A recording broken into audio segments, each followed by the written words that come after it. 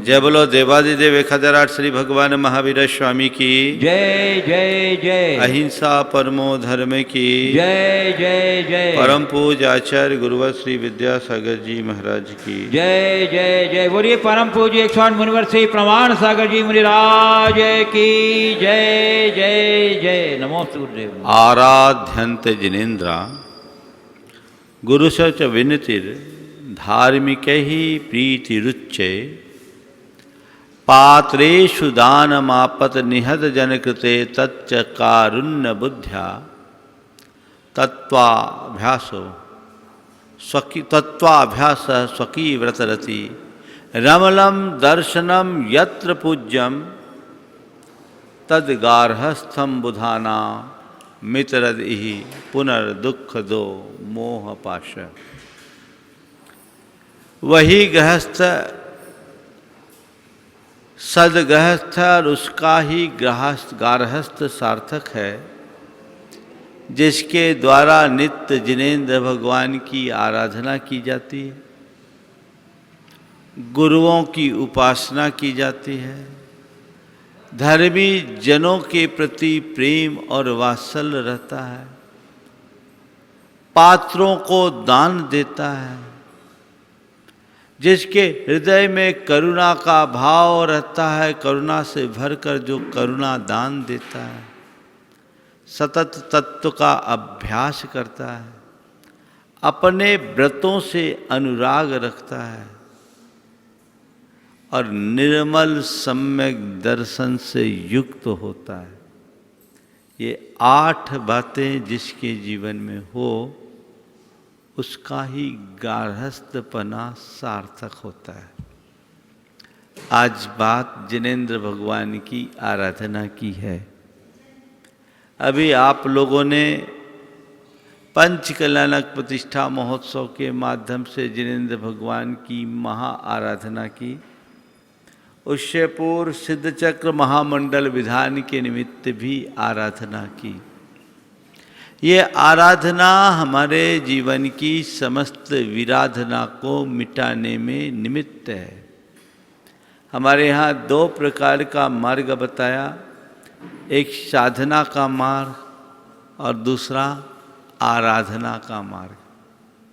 साधना का मार्ग हर किसी के वश का नहीं। दृढ़ इच्छा शक्ति और उच्च मनोबल के धनी ही सीधे साधना के मार्ग पर आगे बढ़ पाते हैं, क्योंकि वो निर्वृत्ति का पथ है।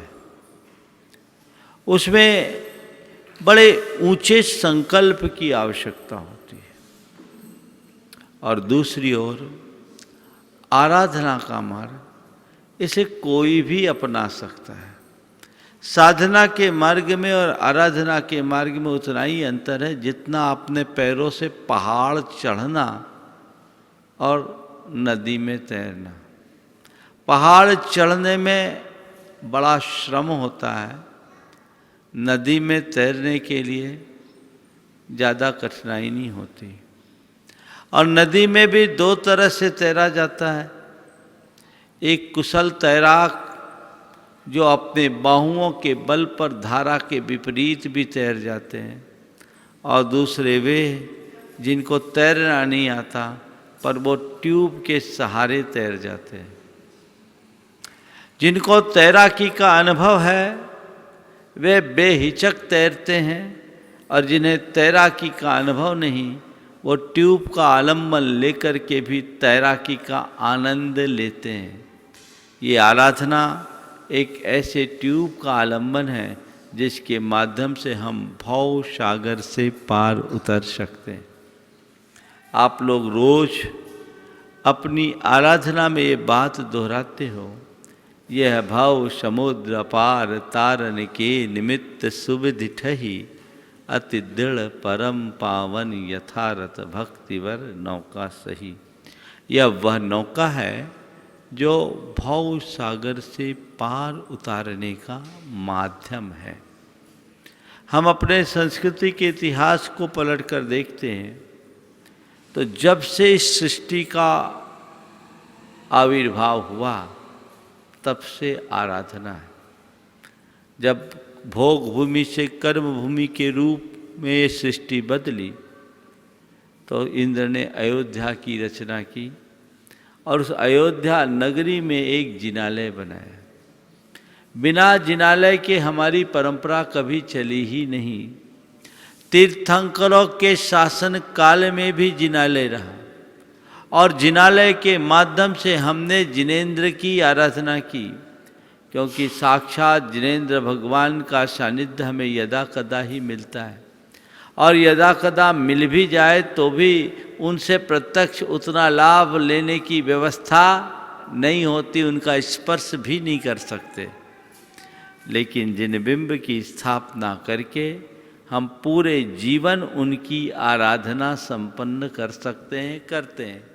तो जिनेंद्र भगवान की आराधना हमारी संस्कृति का मूल है और यही वजह है कि हमने जहाँ भी अपना रहने का घर बनाया तो भगवान का मंदिर भी साथ साथ बनाया। क्यों? मंदिर वह स्थान है जिसके माध्यम से हम त्रिवर्ग की सिद्धि कर सकते हैं। धर्म अर्थ काम तीनों पुरुषार्थों की पुष्टि का आधार मंदिर है, जहाँ हम पुण्य के संचय के साथ पाप का क्षय भी कर सके, वो मंदिर है। और बिलहरी नगरी तो जिनालयों की नगरी रही है। ऐसा बताते हैं कि पहले कभी यहाँ 400 परिवार रहा करते थे, ऐसा है ना, और शताधिक मंदिर थे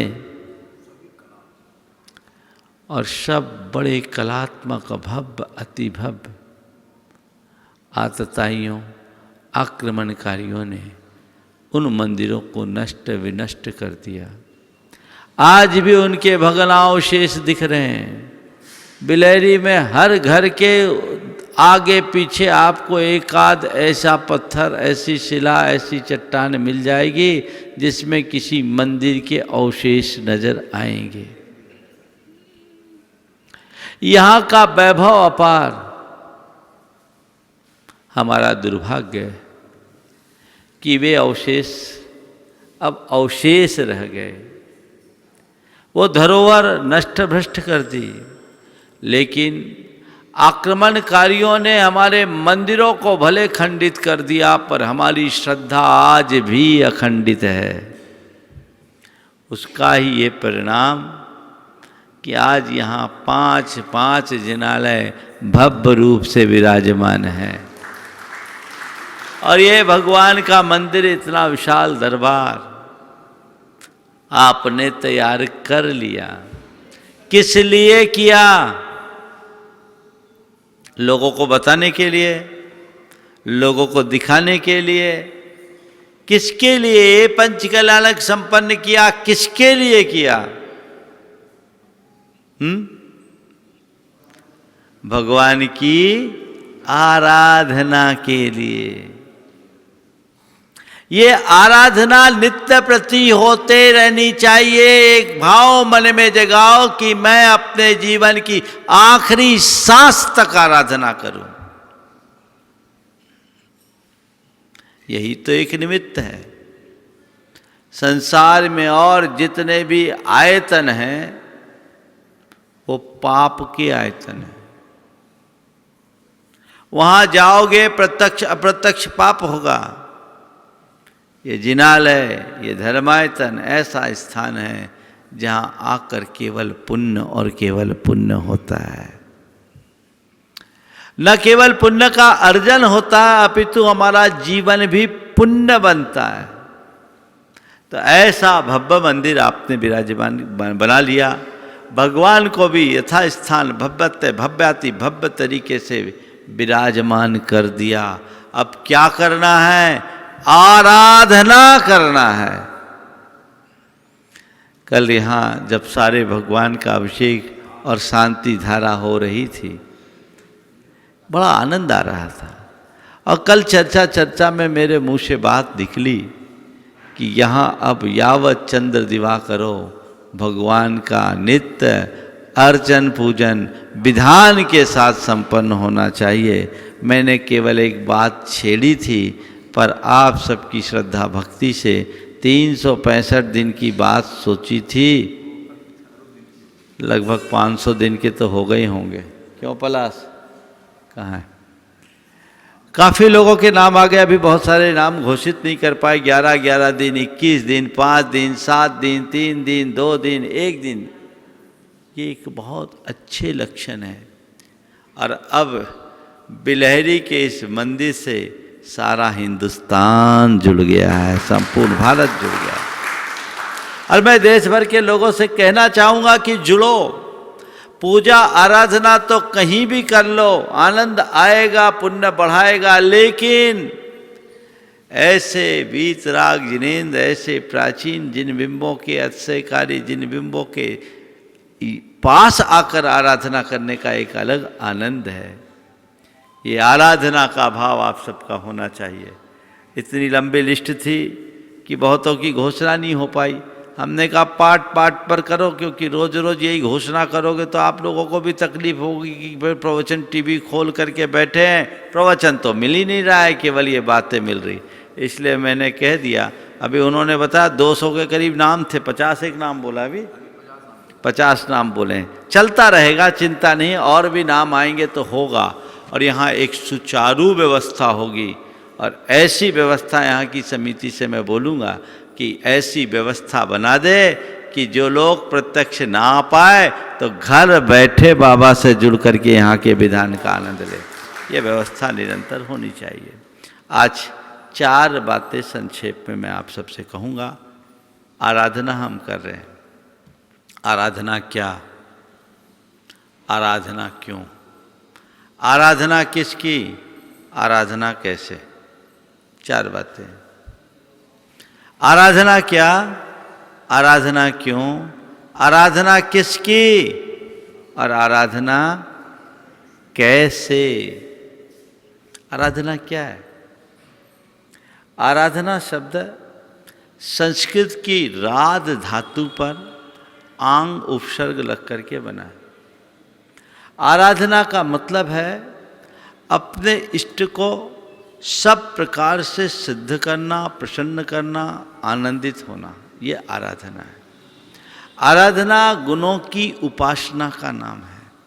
हम जिनेन्द्र भगवान की आराधना कर रहे हैं तो सब तरफ से अपने आप को भगवानमय बनाते हैं। समझिए, एक होती है पूजा, एक होती है प्रार्थना, एक होती है कामना, एक होती है याचना, समझ गए, एक होती उपासना। ये अलग अलग शब्द हैं। पूजा, आराधना, प्रार्थना, कामना, याचना। हम भगवान की पूजा कर रहे हैं। पूजा का मतलब है अष्टद्रव्य से भगवान के प्रति अपनी भक्ति को प्रकट करना, ये पूजा है। इस पूजा का ही रूप आराधना का तब बन जाता है जब हम उनके साथ अतिरिक्त आलंबन जोड़कर भाव भक्ति जोड़ देते हैं। तो जब हम अतिरिक्त आलंबनों को जोड़ लेते हैं तो वो आराधना बन जाती है जिसमें हमारा ध्यान गुणों के ऊपर केंद्रित होता है। प्रार्थना होती है अपने इष्ट के समक्ष जाकर अपने हृदय के उद्गार को प्रकट करना, ये प्रार्थना कहलाती है।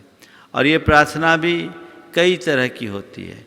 एक अपने मन को निर्मल बनाने की प्रार्थना, एक अपने कष्टों के निवारण की प्रार्थना, एक प्रभु के प्रति अपनी ओर से कृतज्ञता प्रकट करने का भाव, और एक अपने दुख संकटों को सहने की सामर्थ्य विकसित करने की प्रार्थना।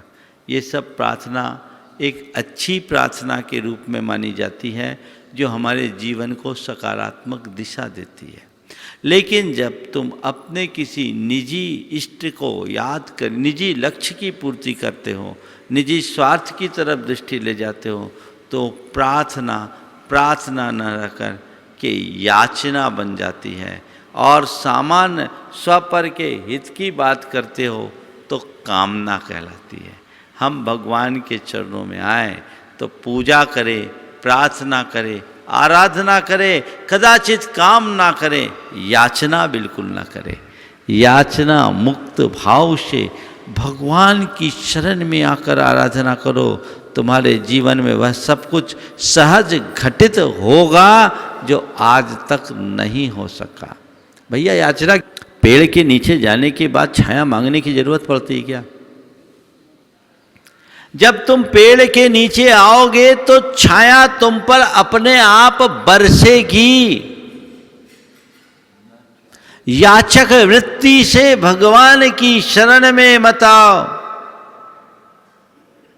भक्त बनकर भगवान की आराधना करो। समझ गए?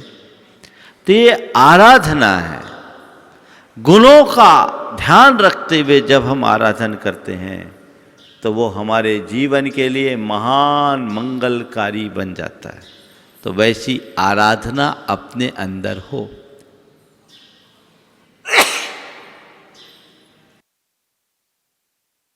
भाव ये रखो कि हे प्रभु, मेरी आखिरी सांस आपकी आराधना के साथ ही बीते। बहुत दुर्लभता से आपकी शरण हमने पाई है।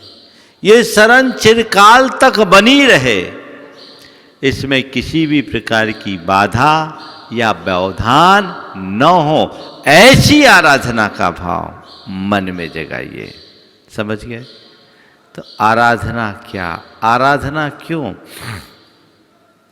ये दूसरा सवाल है। क्यों करें भगवान की पूजा? बोलो, क्यों करते हो आप लोग भगवान की पूजा? पूजा तो कर रहे हो, क्यों कर रहे हो? बोलो राजू। हाँ, घर में शांति रहे और हाँ, मन में शांति होवे, है ना। और अभी तक रोज आराधना कर रहे, शांति तो हुई नहीं। क्यों नहीं? देखिए, हम लोगों की पूजा आराधना के पीछे 4 दृष्टिकोण दिखने में आते हैं। पहला दृष्टिकोण ज़्यादातर उन लोगों का होता है कि हमें बाप दादाओं ने सिखाया भगवान की भक्ति पूजा धर्म करना चाहिए, सो हम करते आ रहे हैं, इससे आगे उनको कुछ नहीं। दूसरा दृष्टिकोण उन लोगों का होता है जो ये सोचते हैं कि भगवान की पूजा अर्चा करेंगे तो हमारे दुख संकट टल जाएंगे, मुसीबतें खत्म हो जाएगी, हमारी धन संपत्ति की वृद्धि होगी। इस भाव से अपनी भौतिक आकांक्षाओं की पूर्ति का आधार मानकर लोग पूजा धर्म आराधना करते हैं। तीसरे लोग हैं, वे ये सोच करके पूजा अर्चा करते हैं कि भगवान की पूजा अर्चा आदि करने से हमें स्वर्ग मिलेगा, पुण्य बढ़ेगा, दुर्गति टलेगी। ये तीसरे स्तर की सोच है। और चौथे स्तर की जो सोच है, जो यथार्थ है और यही होनी चाहिए, वो ये है कि भगवान की पूजा भक्ति करने से हमारा जीवन पवित्र होगा, हमारी आत्मा निर्मल बनेगी, हमारी आत्मा का उद्धार होगा। ये चौथी सोच है। अपने मन से पूछो, हम कहाँ हैं? पहले में, दूसरे में, तीसरे में, चौथे में या चारों में? जब जैसा मूड हो जाए वैसा। क्यों बनिया लोग हो ना तुम लोग? हाँ, क्या है स्थिति? पहले नंबर, दूसरे नंबर, तीसरे नंबर, चौथे नंबर? ध्यान रखो, अगर चौथे नंबर में आओगे तो ऊपर के 3 नंबर अपने आप पूरे हो जाएंगे। उन पर ध्यान मत दो। 1, 2, 3 से हटकर चौथे स्तर पर आने की कोशिश करो। भगवान की पूजा अर्चा करना है अपने मन की निर्मलता को बनाए रखने के लिए। मुझे भगवान की पूजा अर्चा करनी है अपने मन की हृदय की विशुद्धि को बढ़ाने के लिए, अपने जीवन को पवित्र बनाने के लिए, अपने आचार विचार और व्यवहार को सुधारने के लिए। ये सोच अपने अंदर होनी चाहिए। अगर ऐसी सोच होगी तो हमारा जीवन महान होगा। तो हम किस लिए कर रहे हैं? पुण्य कमाने के लिए धर्म सब करते हैं, जीवन को पुण्य बनाने के लिए करो, दोहरा पुण्य कमाओगे। उद्देश्य अपनी भाव विशुद्धि को बढ़ाने का होना चाहिए, अपने मन की पवित्रता को बनाए रखने का होना चाहिए। यदि ऐसा उद्देश्य जुड़ जाए तो जीवन में एक नई चमक प्रकट हो जाए। तो जिनेंद्र भगवान की आराधना क्यों करना? जो उथले उद्देश्यों से भरकर धर्म करते हैं उनकी श्रद्धा हमेशा डगमगाते रहती है। ये सोचे कि धर्म करेंगे संकट टलेगा, अरे हमने खूब सुना था, इतना धर्म किया फिर भी संकट आ गया, धर्म करो ही नहीं। होता है गड़बड़। एक युवक मेरे संपर्क में है, उसके पिताजी अल्प उम्र में चले गए, माँ बड़ी धर्मात्मा थी। अब उसका विपरीत, माँ ने तो अपने आप को संभाल लिया, पर बेटा पिताजी के असमय में जाने की घटना को बर्दाश्त नहीं कर पाया और उसके मन में आया कि मेरे पिता मेरी माँ इतना धर्म करती तो धर्म करने से क्या मिला, जब मेरे माँ को नहीं, मेरे पिताजी को बचा नहीं पाया धर्म, हमें धर्म नहीं करना। उसकी माँ ने मुझसे कहा कि महाराज पति के खोने का मुझे उतना दुख नहीं है, मैंने अपने आप को संभाल लिया तत्व ज्ञान के बल पर महाराज जी बेटा धर्म विमुख हो गया, ये मुझसे सहा नहीं जा रहा है, आप किसी तरीके से बेटे को धर्म से जोड़ दीजिए। बचपन से जुड़ा हुआ था, आता जाता था, अब इस घटना के बाद आना जाना कम हो गया, पर मेरे प्रति तो उसका लगाव था। मैंने उसके दोस्त से उसको बुलवाया, वो आया। मैंने ऐसे ही पूछा कि भैया क्या बात है, आजकल तुम बिल्कुल दूर हो गए। बोले महाराज कि अब सब मेरा मन उचल गया, सब बेकार है, मुझे धर्म कुछ नहीं दिखता, इसमें कोई सार नहीं, धर्म ने क्या दिया हमको, हमारे पापा को ले लिया। हमने कहा देख बाबा,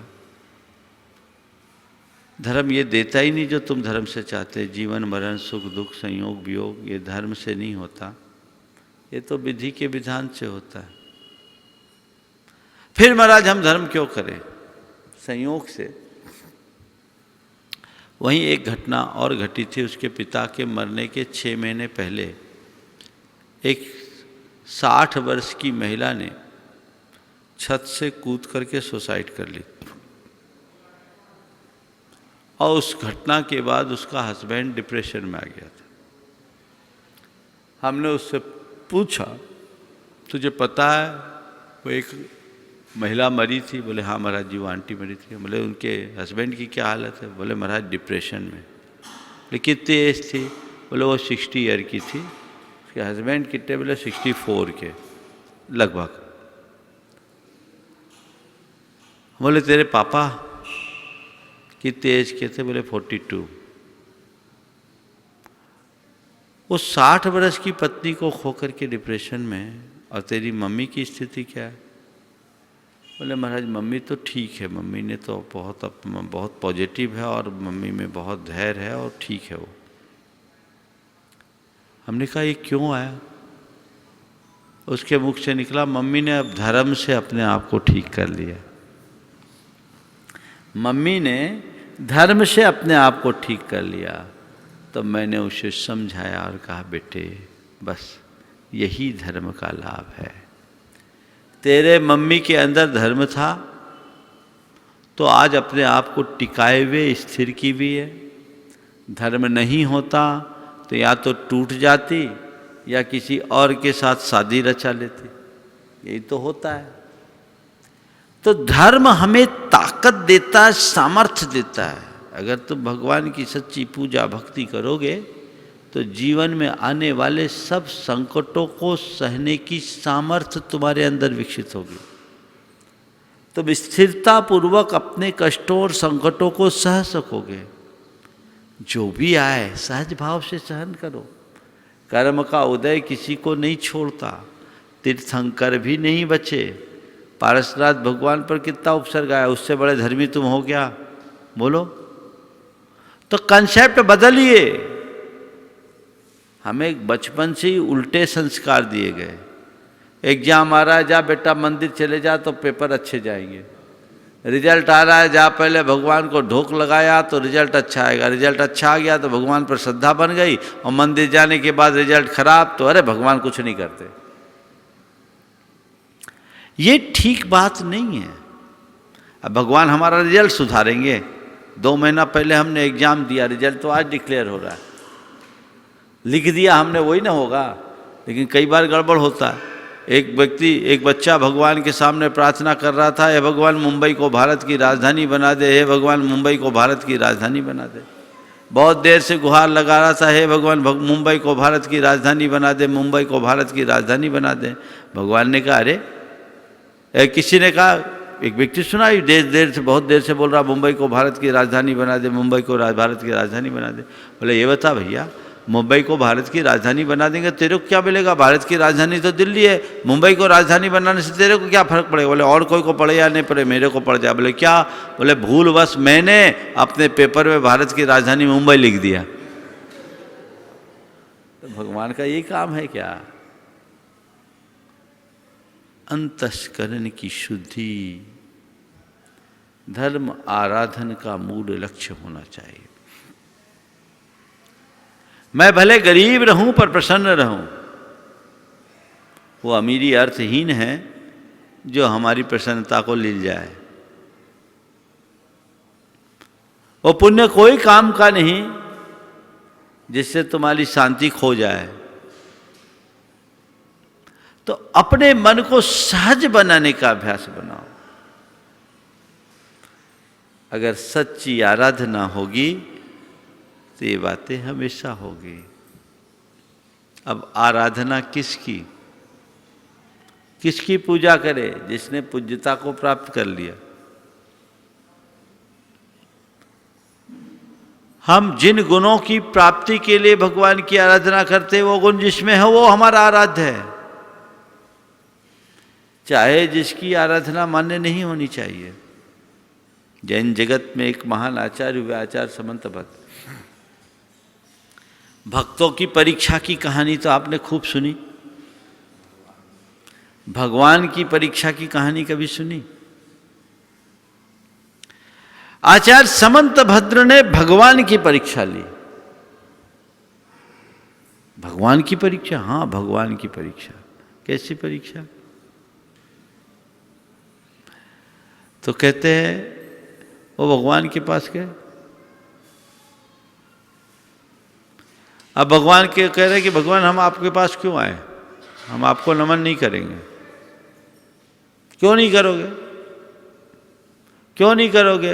अरे देवों का आगमन आ रहा है, नमन आकाश में गमन कर रहे हैं, छत्र चमर भामंडल आदि प्रातिहार है, समोसरण आदि का ठाट बाट है। ये तो साधारण पुरुषों के जीवन में हो ही नहीं सकता। यही तो भगवान होने के लक्षण है। देवागमो नवो यान है चामर आदि विभूति है। ये सब है, नमन करो। भगवान ये देखकर मैं आपको नमन करने वाला नहीं हूं। इससे मैं रंच मात्र प्रभावित नहीं हूं। तो ठीक है, तू नमन तो कर रहा है, ये बता कर क्यों रहा है? ये देखकर नमन नहीं कर रहा है तो आखिर नमन क्यों कर रहा है ये और बता। नमन तो कर रहे हो ना, क्यों कर रहे हो? बोले भगवान मैंने आपको खूब जांच परख लिया। ये जितनी बातें बताई जाती है आपके बारे में, ये तो कोई माया जालिया भी कर सकता है। माया दिशोपि दृश्यन्ते। इसलिए आप हमारे पूज्य नहीं हो। फिर क्यों पूज्य? दोषा वर्णयोर हाने। हम आपके चरणों में नतमस्तक केवल इसलिए हो रहे कि आपने अपने दोषों का और आवरण का निवारण कर दिया। आप में एक भी दोष नहीं है जो सामान्य मनुष्यों में दिखते हैं। आपने अपने कर्म के आवरण को निश्शेष कर दिया, जिससे आप में असाधारण पना प्रकट हो गया। तो दोष और आवरण की हानि हो जाने के कारण ही भगवान हम आपकी पूजा अर्चा करने के लिए तत्पर है। हमारे यहाँ कहा गया कि बीत राग की पूजा करो। किसकी पूजा करो और किस लिए करो? बीत रागता पाने के लिए करो। बस जिसमें बीत रागता है, नाम चाहे कुछ भी बोल दो, शर्त केवल एक है। वो क्या है? बीत रागता। वो वीत रागता जीवन में घटे, ऐसा मनोभाव जगाइए। तो बीत राग की पूजा। आज भगवान की मुखाकृति को देखो, रोम रोम से शांति झर रही है। जिनके अंदर न काम, न क्रोध, न लोभ, न मोह, न क्षोभ, न हर्ष, न विषाद, न निंदा, न प्रशंसा, कुछ भी नहीं। उनकी पूजा हम करते हैं अपने बीतराग भावों को पुष्ट करने के लिए। यदि इस मनोभाव से हम भगवान की पूजा अर्चा करेंगे तो वो हमारे जीवन के कल्याण का सातिशय निमित्त बनेगा। तो बीतरागी को ही पूजो और किसी को पूजने का काम नहीं है। और किस भाव से पूजा करो? तन्मयता के साथ, विशुद्धि के साथ, उत्साह के साथ, उल्लास के साथ। अच्छे कार्यों में हमेशा उल्लसित चित्त होना चाहिए। बुरे कार्यों में दूर रहो। खूब भाव भक्ति जितने आप पकटाओगे उतना जीवन निखरेगा, उतना जीवन धन्य होगा। तो ऐसी भावना के साथ जब आप पूजा अर्चा करेंगे तो उसकी एक अलग आनंदानुभूति होगी। मेरा जीवन भगवान आपकी आराधना में बीते, आखिरी सांस तक मैं आपकी आराधना करता रहूं, ये मनोभाव होना चाहिए। इसे ही आप अपनी पूजा के फल के रूप में देखें। आप लोग रोज बोलते हैं, जिन्हें भक्ति जिन्हें भक्ति जिन्हें भक्ति दिने दिने सदा मेस्तु सदा मेस्तु सदा मेस्तु भवे भवे। हे भगवान, आपके प्रति मेरी भक्ति भाव भाव में बनी रहे, दिन दिन प्रतिपल ये बनी रहे। इस तरीके से जब भाव भक्ति आपकी बढ़ेगी तो वह आपके जीवन का उद्धार करने में निमित्त बनेगी। अभिषेक, पूजन आदि सभी भगवान की आराधना के कारण है। कल मैंने कहा था, कर्म निर्जरा का सबसे सरल उपाय जिनेंद्र आराधना है। जिनेंद्र भक्ति से निधत्ति और निकाचित कर्म कलाप भी नष्ट होते हैं। हमारे जीवन का पथ प्रशस्त होता है। असंख्यात गुने कर्म का क्षय भगवान की भक्ति से होता है। तो ये भक्ति करने का शुभ अवसर आप सबको मिला है। जिन लोगों ने भी यहाँ नित्य होने वाले विधान के लिए अपना सहयोग देने का भाव प्रकट किया। कल बहुत सारी घोषणाएं आई। अभी मुझे बताया गया कि बहुत सारे लोगों का नाम पता पूरा नहीं है, वो नाम पता पूरा भेजिए।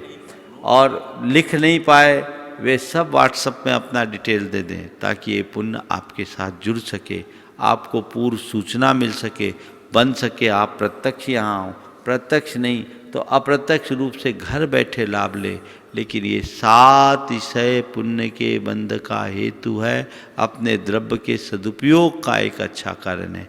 लेकिन एक बात जो अक्सर देखने में आता है, कई जगह जब वार्षिक योजनाएं क्रियान्वित की जाती है, लोग घोषणाएं तो कर देते हैं, बाद में ठंडे पड़ने लगते हैं।